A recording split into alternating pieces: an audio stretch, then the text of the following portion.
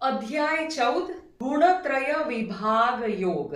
ओम श्री परमात्मने नमः। श्रीमद्भगवद गीता अथ चतुर्दशोऽध्यायः। श्री भगवानुवाच परं भूयः प्रवक्ष्यामि ज्ञानाज्ञानमुत्तमम् यज्ञात्वा मुनयः सर्वे परां सिद्धिमितो गताः।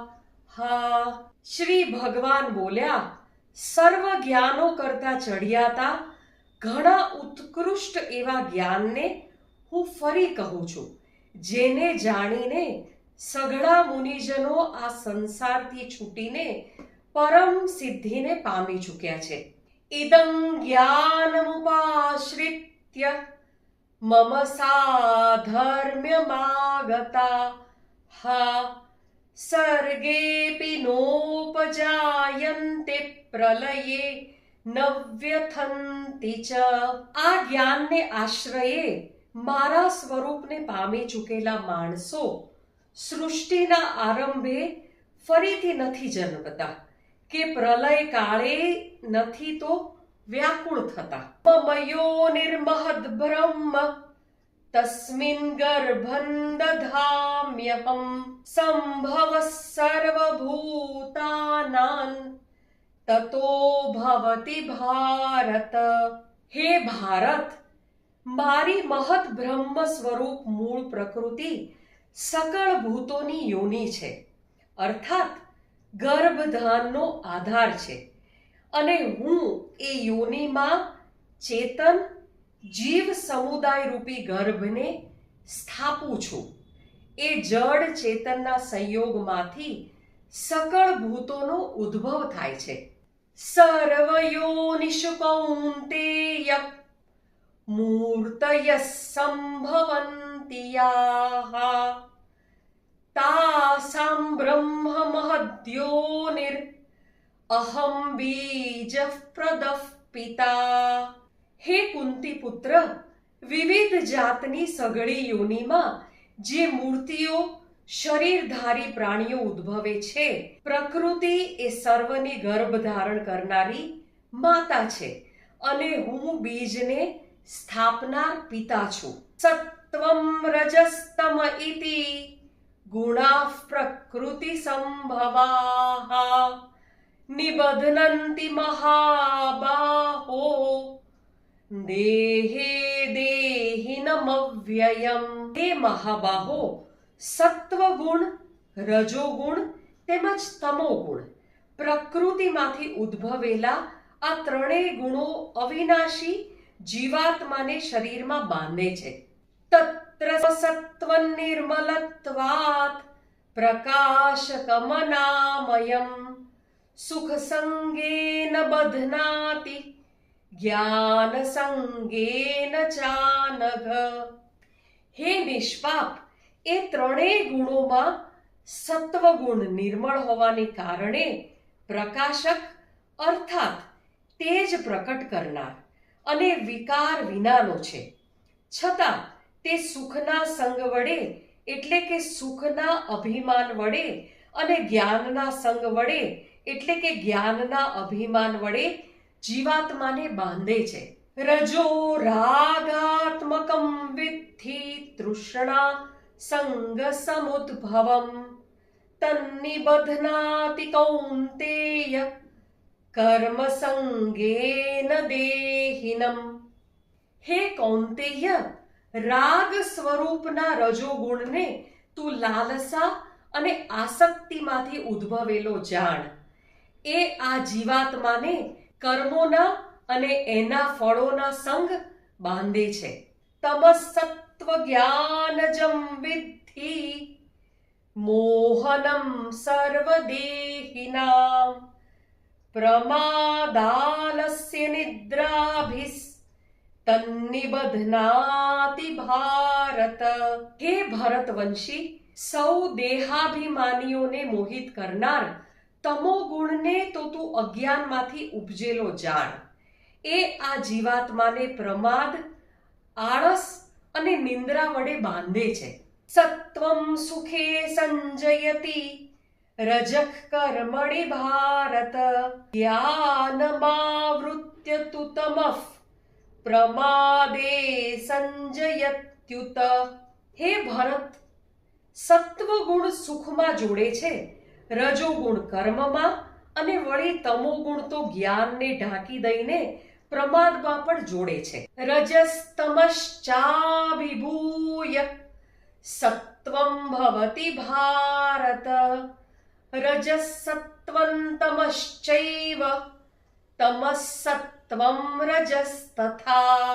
હે ભરત, રજોગુણ અને તમોગુણને દબાવીને સત્વગુણ, સત્વગુણને અને તમોગુણને દબાવીને રજોગુણ, તેમજ સત્વગુણ અને રજોગુણને દબાવીને તમોગુણ વૃદ્ધિ પામે છે. સર્વદ્વારેષુ દેહેસ્મિન પ્રકાશ ઉપજાયતે જ્ઞાનૈ યદા તદા વિદ્યાદ વિવૃદ્ધમ સત્વમિત્યુત. જે વખતે આ દેહમાં અને અંતઃકરણ અને ઇન્દ્રિયોમાં ચેતના અને વિવેક શક્તિ ઉપજે છે, એ વખતે એમ સમજવું કે સત્વગુણ વધ્યો છે. લોભઃ પ્રવૃત્તિરારંભક કર્મણામશમસ્પૃહા રજસ્યેતાનિ જાયન્તે વિવૃદ્ધે ભરતર્ષભ. હે ભરતવંશીઓમાં શ્રેષ્ઠ, રજોગુણ વધતા લોભ, પ્રવૃત્તિ, કર્મોને સ્વાર્થ બુદ્ધિથી તેમજ સકામ ભાવે કરવા, અશાંતિ અને વિષયની લાલસા આ સઘળા જન્મે છે. અપ્રકાશો પ્રવૃત્તિશ્ચ પ્રમાદો મોહ એવ ચ તમસ્યેતાનિ જાયન્તે વિવૃદ્ધે કુરુનંદન. હે કુરુનંદન, તમોગુણ વધતા અંતઃકરણ અને ઇન્દ્રિયોમાં નિસ્તેજપણું, ચેતનાનો અભાવ, કર્તવ્ય કર્મમાં પ્રવૃત્ત ન થવું, પ્રમાદ અને નિંદ્રા જેવી અંતઃકરણની મોહમાં નાખનારી પ્રવૃત્તિઓ આ સઘળાએ જન્મે છે. યદા સત્વે પ્રવૃદ્ધે તુ પ્રલયૈયાતિ દેહભૃત તદોત્તમ વિદાન લોકાન અમલાન પ્રતિપદ્યતે. જ્યારે સત્વગુણ વધ્યો હોય ત્યારે માણસ મૃત્યુ પામે તો ઉત્તમ કર્મ કરનારાઓના નિર્મળ દિવ્ય સ્વર્ગ આદિ લોકોને પામે છે.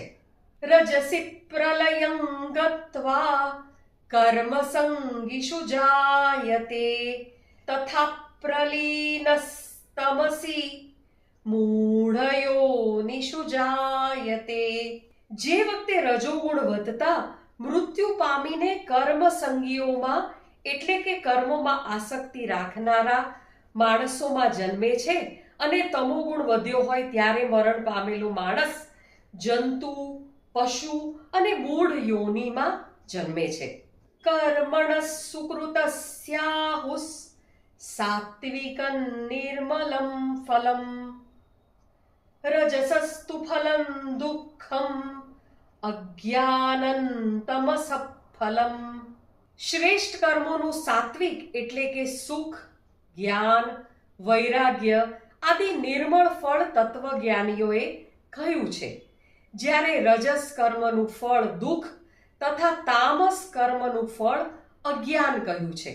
સત્વાત સંજાયતે જ્ઞાનમ રજસો લોભ એવ ચ પ્રમાદ મોહૌ તમસો ભવતો જ્ઞાનમેવ ચ. સત્વગુણમાંથી જ્ઞાન જન્મે છે અને રજોગુણમાંથી નિશંકપણે લોભ તથા તમોગુણમાંથી પ્રમાદ અને મોહ જન્મે છે, અને વળી અજ્ઞાન પણ જન્મે છે.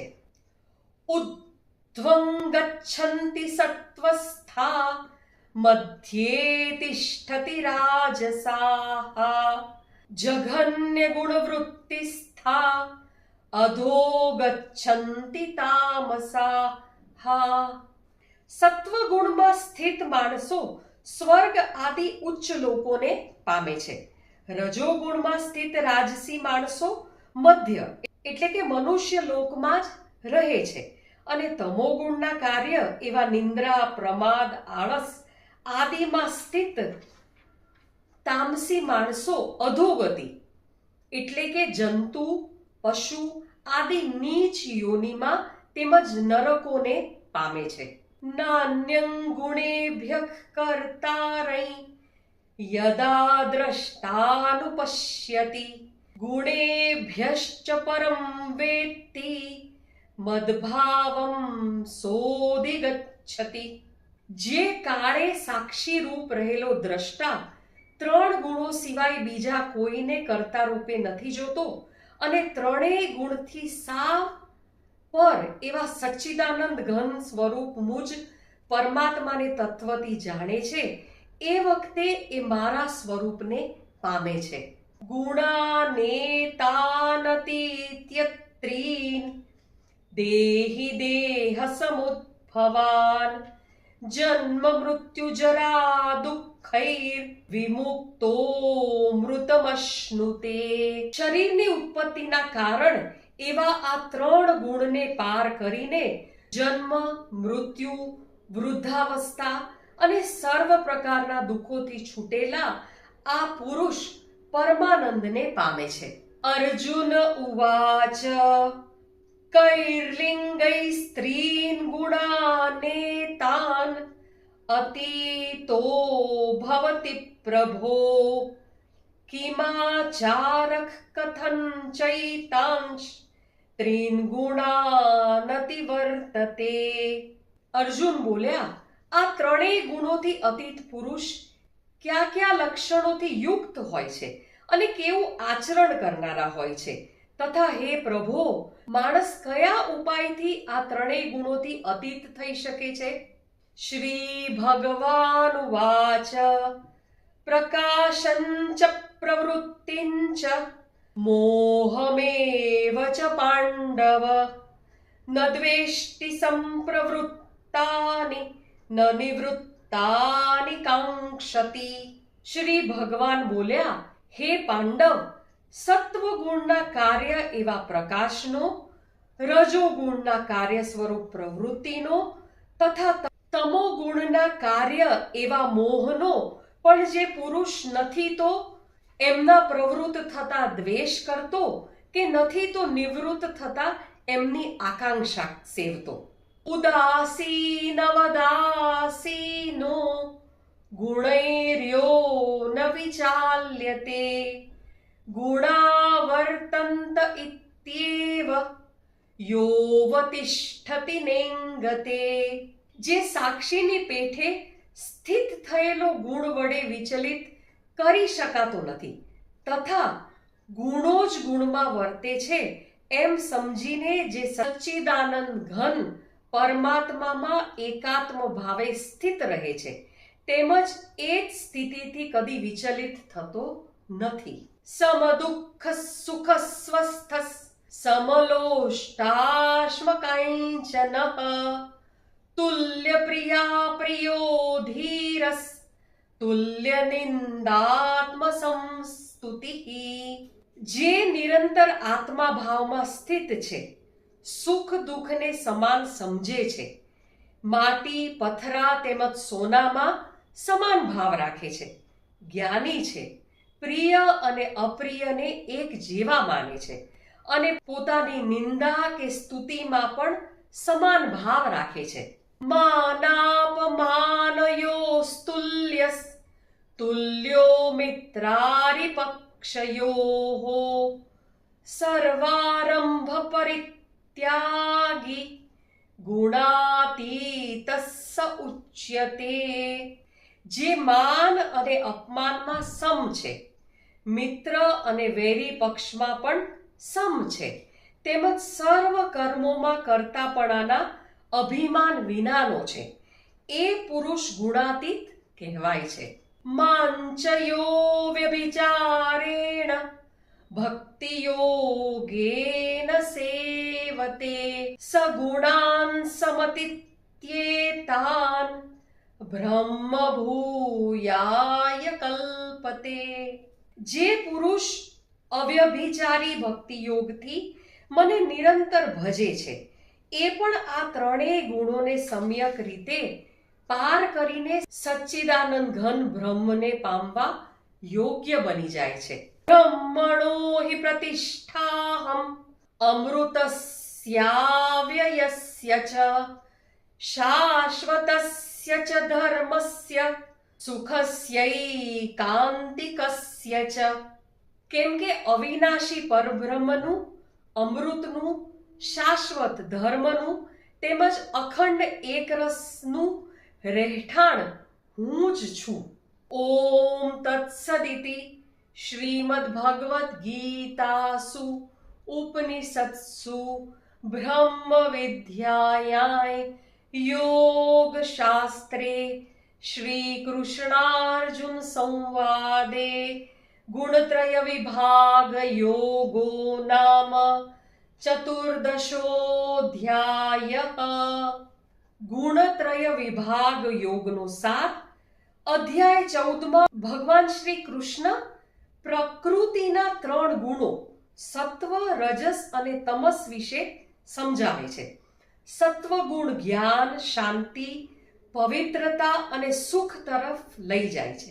રજસ ગુણ ઈચ્છા, આસક્તિ, કર્મ અને સતત દોડધામ સાથે જોડાયેલો છે. તમસ ગુણ અજ્ઞાન, આળસ, પ્રમાદ, નિષ્ક્રિયતા અને મોહ તરફ લઈ જાય છે. શ્રી કૃષ્ણ કહે છે મનુષ્યના વિચારો, વર્તન અને કર્મો પર આ 3 ગુણોની અસર રહે છે. સત્વ સુખ અને જ્ઞાન સાથે, રજસ કર્મ અને આસક્તિ સાથે, જ્યારે તમસ અજ્ઞાન અને પ્રમાદ સાથે બાંધે છે. પરંતુ સાચી આધ્યાત્મિક પ્રગતિ ત્યારે થાય છે જ્યારે મનુષ્ય 3 ગુણોથી ઉપર ઉઠે છે. સુખ દુઃખ, માન અપમાન, પ્રશંસા નિંદા અને લોભ હાનિમાં સમભાવ રાખીને, આસક્તિ છોડીને અને ભગવાનમાં સ્થિર રહીને મનુષ્ય ગુણાતીત બની શકે છે. આ અધ્યાયનો મુખ્ય સંદેશ 3 ગુણોને ઓળખો, પરંતુ કોઈ એક ગુણના બંધનમાં ન બંધાવ. સમત્વ, નિષ્કામ ભાવ અને પરમાત્મા પ્રત્યેની ભક્તિ દ્વારા ગુણાતીત બનીને મુક્તિ તરફ આગળ વધો. ઓમ શ્રી કૃષ્ણાર્પણમસ્તુ. હરયે નમઃ, હરયે નમઃ, હરયે નમઃ.